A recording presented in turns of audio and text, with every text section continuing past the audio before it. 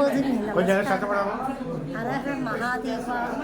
நான் எப்போதுமே கையில் பைசா நிறைய வச்சுருப்பேன், எல்லாருக்கும் உதவி பண்ணுவேன். ஆனால் என் பொண்ணு கல்யாணத்துக்கு உதவி பண்ண முடியாமல் என் பொண்ணு கல்யாணத்துக்கு பைசா கையில் சுத்தமாக இல்லாமல் இருந்தது.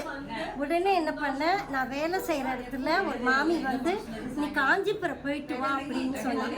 காஞ்சிபுரம் நான் போகிறச்சே என்ன ஆயிட்டேன்னா, நான் எனக்கு ஒரு 300 ரூபாய் கட்ட சொன்னாங்க. கட்டினேன்.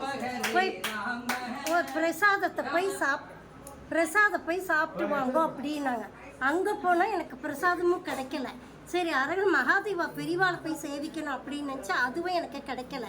என்னடா அது எனக்கு இவ்வளோ சோதனையாக இருக்கேன், என் குழந்தைக்கு கல்யாணம் ஆகணுமே, என்ன பண்ணுறது தெரியாமல் தவிச்சிருந்தேன். சரி, எங்காத்துக்கார் பசிக்கிறதுன்னு சொல்லிட்டு என்ன பண்ணேன், நான் கொஞ்சமாவது எதாவது கொடுங்க பிரசாதம் கேட்டேன், எனக்கு கிடைக்கல. அப்புறம் உடனே என்ன பண்ணேன், நான் ஆற்றுக்கு போயிட்டேன். எங்கள் ஆத்துக்கார் பசிக்கிறதுன்னு ஹோட்டலில் ஒரு தயிர் வாங்கினேன். நீ சாப்பிடுமா, உனக்கு முடியாமல் போட. இல்லை எப்போ எனக்கு பிரசாதம் கிடைக்கலையோ நான் சாப்பிட மாட்டேன் இன்னைக்கு ஃபுல்லாக அப்படின்னு சொல்லிட்டு மறுநாள் வெள்ளிக்கிழமை தலைக்கு குளிச்சுட்டு நான் என்னோட இடத்துல உட்காந்துட்டு பெருமாளை வேண்டிண்டேன். எனக்கு ஏதாவது ஒரு வழி காட்டுப்பா, நான் இடத்துக்கும் நான் வந்தேன். நான் நரசிம்மரோட மூர்த்தி. நான் அவர்கிட்டே கேட்டேன், மகாபெரிவாட்டி கேட்டேன், எல்லாத்தையும் எங்கள் அம்மாட்டையும் கேட்டேன். எங்கள் அப்பா கிடையாது, எங்கள் அம்மா என்னை வளர்த்தவ.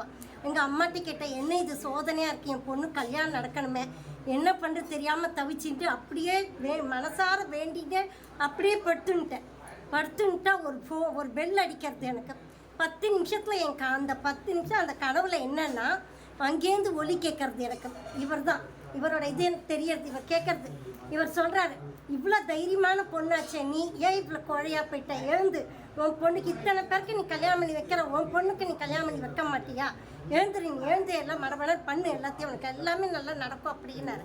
அதே மாதிரி இன்னொரு இடத்துல பூமியிலேருந்து சங்கு சக்கர திருமண் அது ஏந்து அப்படியே வருது. இன்னொரு இடத்துல எங்கள் அம்மா அப்பா கிடையாது, ஆனால் எங்கள் அம்மா சுமங்கலி பிரார்த்தனை பண்ணான். இதெல்லாம் முடிச்சுட்டு இதெல்லாம் கேட்கும்போது எனக்கு என்ன, கொஞ்ச நேரத்தில் ஒரு பெல் அடிக்கிறது. பெல் அடித்தா ஒரு போஸ்ட்மேன் வர்றாரு. எப்போதுமே போஸ்ட்மேன் வந்தால் அப்படியே கொடுத்துட்டு போவார், ஒன்றும் இது பண்ண மாட்டார். ஒரு ஃபோன் நம்பரையும் கொடுத்துட்டு ஒரு பிரசாதத்தை எடுத்து கொடுக்குறேன். அப்புறம் கொடுத்துட்டு, நீ காஞ்சிபுரத்துக்கு வந்த இல்லையா, உனக்கு பிரசாதம் கிடைக்கல, ஒன்றுமே கிடைக்கல, வருத்தப்பட்டுன்னு இருக்கேன், இந்த உனக்கு பிரசாதம் கொடுக்குறேன், இந்த ஃபோன் பண்ணுமா, நீ ஃபோன் பண்ணால் உனக்கு கிடைக்க அப்படின்னு சொன்னார். எதுக்கு இந்த ஃபோன் பண்ண சொல்கிறாரு அப்படின்னு சொல்லிட்டு அவர் போயிட்டார். எதுக்கு இந்த ஃபோன் பண்ண சொல்கிறாரு அப்படின்னு சொல்லிட்டு அவரை போய் தேடி பார்த்தா அவரை காணோம். கஷ்டப்பட்டா எனக்கு அவர்கிட்ட பேசி இன்னும் அடுத்த செகண்டே எனக்கு ஃபோன் கால் எல்லா இடத்துலையும் நாங்கள்லாம் இருக்கோம், ஒரு குறையும் உனக்கு வராது, நீ உன் பொண்ணுக்கு ஜம்முன்னு கல்யாணம் பண்ணு அப்படின்னு சொல்லிட்டு ஒவ்வொருத்தரும் phone number Facebook phone number கேட்டு அத்தனை பேர் எனக்கு உதவி பண்ணான். அவருக்குன்னு நான் இது பண்ணேன். அதே மாதிரி நரசிம்மரும் எனக்கு எல்லாம் இது பண்ணான். ஒவ்வொருத்தரும் எனக்கு ஒவ்வொரு ஹெல்ப் பண்ணான். இன்றைக்கி அவர் தான் எனக்கு. இப்போ அதே மாதிரி இன்னொன்று சொல்கிறேன், நான் அறியாத போது இருக்கும்போது ஒரு கம்பெனியில் வேலை பார்த்தேன். இதே காஞ்சிபுரத்துக்கு நான் போனேன். இதே பெரிய மகாபெரிவா எனக்கு ஒரு கைங்கறி கொடுத்தாரு. ஏன்னா நெத்திக்கு காதுக்கெல்லாம் எதுவுமே நான் போட்டுக்க மாட்டேன், ஆனால் நான் சம்பாசியத்துன்னு வரேன், எங்கள் அம்மாட்ட கொடுப்பேன். ஒரு வளையலாவது எனக்கு எங்கள் அம்மா வாங்கி தர மாட்டாளா அப்படின்னு அழுவேன். கேட்கறதுக்கு கஷ்டம். அடுத்த நிமிஷமே என்ன பண்ணேன், இந்த இடத்துக்கு எனக்கு அங்கே ஓனர் கூட்டின்னு போனார். அவர் மகாபெரிவாளோட அவர் கூட்டின்னு போனால் எல்லா கும்பால் இருந்தது. அவர் என்ன ஒண்டி கூப்பிட்டார், மகாலட்சுமி மாதிரி இருக்கியம்மா, என்னம்மா காலெல்லாம் ஒன்றுமே போட்டுக்கோமா எல்லாமே அப்படின்னு. ஆனால் அவருக்கு சொன்னார், ஒரே வார்த்தை சொன்னார், வசதி இருந்தால் தானே அந்த குழந்தை போட்டுக்கும் அப்படின்னு சொல்லிட்டு ஒரு மாமியை பக்கத்தில் நிற்க வச்சுருந்தார். அந்த மாமிகிட்ட சொன்னார், நீ யாருக்கோ என்னமோ செய்யணும்னு சொன்னீங்க, இந்த குழந்தைக்கு உனக்கு என்னெல்லாம் பிடிச்சிருக்கோ வாங்கி கொடு அப்படின்னார். அதை வாங்கி கொடுத்தாரு. ஆனால் என்னன்னா, எனக்கு பச்சை கலர் தான் எனக்கு ரொம்ப பிடிக்கும். அந்த மாமி ஓடி போய் எல்லாருமே பச்சை தோடுவேன், காது குத்தலை, டிப்பு எல்லாமே எனக்கு பச்சை கலராகவே வாங்கி கொடுத்தாரு.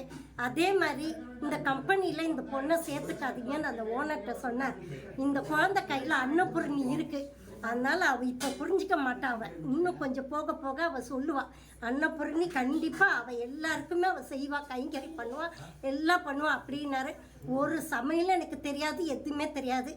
அப்துல் கலாம் ஒருத்தர் ஒரு ராத்துக்கு வந்தால் அவருக்கு இட்லி சாம்பார் சட்னி எல்லாம் போட்டு கொடுப்பேன். அதே மாதிரி ஒவ்வொருத்தருக்கும் யார் என்ன சமையல் சொன்னாலும் என்ன அறியாமலே நான் எடுத்து பண்ணி கொடுப்பேன்.